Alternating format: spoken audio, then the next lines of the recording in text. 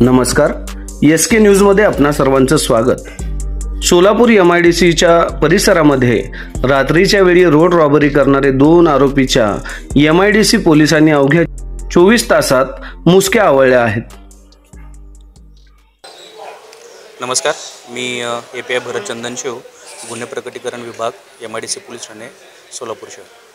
आमचे MIDC police Thane Solapur शहर येथे 22/8/2024 रोजी गुन्हा रजिस्टर नंबर 580/2024 भारतीय न्याय संहिता कलम 309(4)(3)(5) प्रमाणे 2 अज्ञात आरोपींविरुद्ध चंदनकाटा हैदराबाद रोड सोलापूर येथे एका ट्रकमधील फिर्यादीचा वापरता मोबाईल आणि त्याच्या जवळील 40,000 रुपये रोख रक्कम हे चाकूचा धाक दाखवून हिसकावून नेल्याबाबतचा गुन्हा दाखल होता।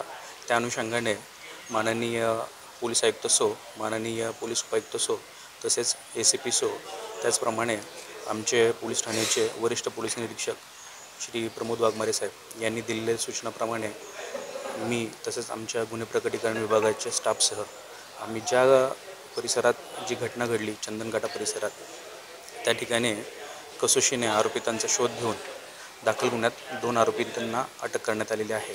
पैकी प्रथम आरोपी आहे सूरज उर्फ एकव्या खंडू जगताप आणि दुसरा आहे अविनाश उर्फ बाळ्या शिवाजी चव्हाण। त्यातील अविनाश चव्हाण हा रेकॉर्डवरील गुन्हेगार असून त्यांच्याकडून दाखल गुन्ह्यातील मुद्देमालापैकी एक विवो कंपनीचा मोबाईल आणि 40,000 रोख रकमेपैकी 38,000 रुपये रोख रक्कम तसेच एक चाकू असा मुद्देमाल हस्तगत करण्यात येऊन सदरचा गुन्हा उघडकीस आणण्यात आलेला आहे। गुन्हे प्रकटीकरण पथकातील अंमलदार यांनी पहाटेच्या वेळेत गंभीर स्वरूपाचा गुन्हा असल्याने ज्या ठिकाणी गुन्हा घडलेला आहे तेथे भेट दिली असता आजूबाजूस तसेच परिसरातील लोकांकडे चौकशी केली असता गुन्हा घडला त्या ठिकाणी कोणताही पुरावा उपलब्ध झालेला नाही।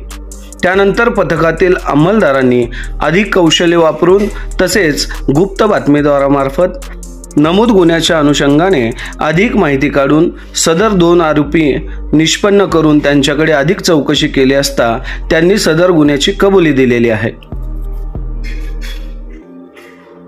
सूरज उर्फ एकव्या खंडू जगताप वय 24 राहणार हनुमान नगर रूपाभवानी मंदिराजवळ सोलापूर तसेच बाळ्या उर्फ अविनाश शिवाजी चव्हाण वय वर्ष 21 राहणार गणेश नगर मंत्रीचंडक अंगण शेजारी सोलापूर असे या दोन्ही आरोपींची नावं आहेत।